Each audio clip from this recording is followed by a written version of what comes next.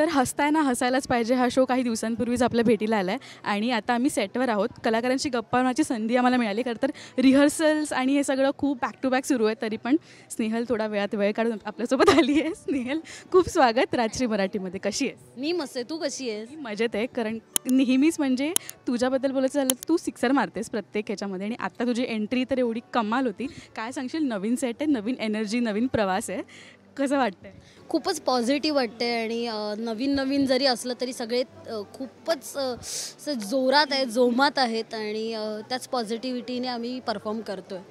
इतकी बिझी आहे बघा, हातात स्क्रिप्ट घेऊनच. म्हणजे इथे एक इंटरव्ह्यू झाला की मध्ये ब्रेकमध्ये ती वाचते दुसरा रिपोर्टर येईपर्यंत. म्हणजे अशी दमछाक सुरू आहे. खरं तर हा प्रवास तुझ्यासाठी नवीन नाही आहे, पण चॅनल नवीन आहे, कार्यक्रम नवीन आहे. काय सांगशील जेव्हा निलेश सर म्हणजे तुला आधीच्या कार्यक्रमामधून इथे टीमसोबत म्हणजे बोलले की ह्या शोमध्येही तू मला हवी आहेस, ती कलाकार म्हणून सुखावणारी भावना असेल ना की आपल्यावर इतका विश्वास ठेवत आहेत? काय? कारण जेव्हा सरांचा पहिला फोन आला होता की स्नेहल आपण असं असं करतो आहे, एक नवीन शो करतो आहे आणि तू करायला इंटरेस्टेड आहेस का? मला तर वाटते तू हवीस म्हणून. तर माझं असं की हवी म्हणजे मी आहे कारण माझा विचार होणं हेच माझ्यासाठी खूप होतं आणि लक्षात ठेवणं की एक आहे आर्टिस्ट जिला आपण घेऊन काम करायचं आहे पुढे, तर हे खूप मोठी गोष्ट आहे माझ्यासाठी. सो मी लगेच रेडी होते की हां मी करते आहे सर. हसताय ना हसायलाच पाहिजे हे वाक्य नवीन नाही आहे, पण हा सेट इतका नवीन आहे ना. प्रत्येक कलर्स आहेत या सेटवर आणि इतकं काय काय लिहिलेलं आहे. तू जेव्हा पहिल्यांदा सेट बघितलास तुझी रिॲक्शन कशी होती? माझं असं होतं की हां मला कुठे फोटो छान येतील, ओके मी इथे काढेन फोटो, देन मी इथे काढेन. यार सेम ब्रो. सगळ्या मुली सेम असतात म्हणजे. हो अगदीच. कारण तसं रेडी होऊन फोटोशूट करणं किंवा असं माझ्याकडे होत नाही. आणि जेव्हा कधी फोटो आपण रेडी होतो आणि इतकी घाई असते मरणाची, कुठेतरी काहीतरी जायचं असतं, हे असतं ते असतं, फॅमिलीसोबत असते, त्यामुळे ते फोटो काढणं राहून जातं.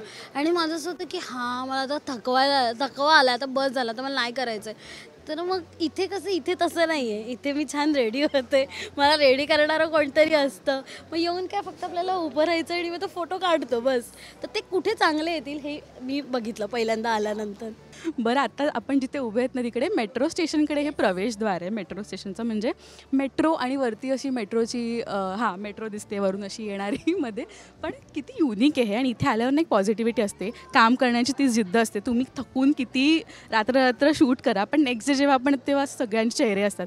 बरं, आता नवीन चेहरेसुद्धा आहेत, त्यांच्यासोबत काम करायचा एक्सपिरियन्स कसा आहे? ओंकार आहे, सुपर्णा आहे. ओमकार दादासोबत मी आधी काम केलं आहे, त्याच्यामुळे तसा नवखा चेहरा नाही आहे तो. आमचं बॉन्डिंग आधीपासूनच आहे. सुपर्णा ताई नवीन जरी असली तरी ती आता अजिबातच राहिलेली नाही आहे. म्हणजे ती पहिल्या ह्याच्यातच एपिसोडमध्ये होती की हां सुपर्णा ताई आपलीवाली असते ना एक, तशी ती झाली आहे. त्यामुळे आता ती तशी नवीन नाही आहे, ती तशी जुनीच आहे. आता नवीन शो आहे तर ह्याबद्दल आम्हाला थोडं सांग, कारण का थोडासा साचा जरा वेगळा आहे ना ह्याचा, त्याच्याबद्दल काय सांग?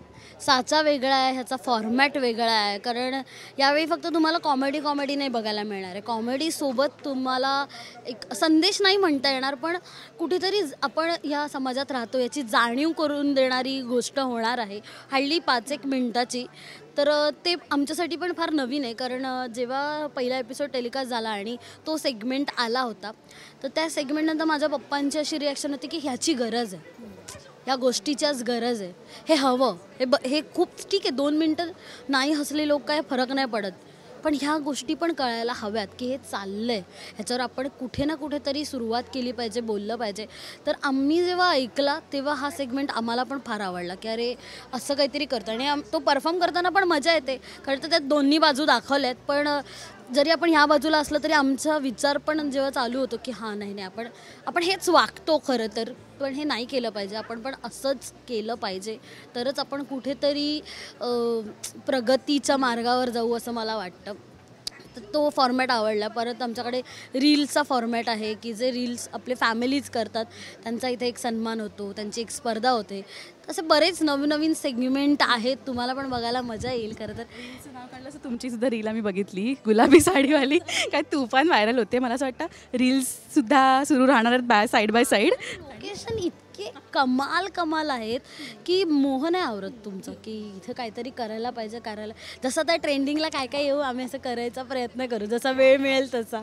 थोडं लेट होतं पण आमच्याकडनं जरा, कारण आम्ही सोमवार ते मंगळवार भेटतो. त्यातल्या सोमवार तर आमचा अख्खा रिहर्सलमध्ये जातो.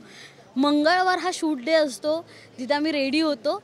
मग मध्ये कुठेतरी वेळ मिळाला की म्हटलं एक रील करून टाकूया. मध्ये वेळ मिळाला आणि आम्ही इंटरव्ह्यू करतोय तसंच. पण थँक्यू सो मच स्नेहल, नेहमी तुला बघायला खूप मस्त वाटतं आणि गाजवते स्टेज टू. आणि थँक्यू सो मच आणि all the very best. Thank you so much.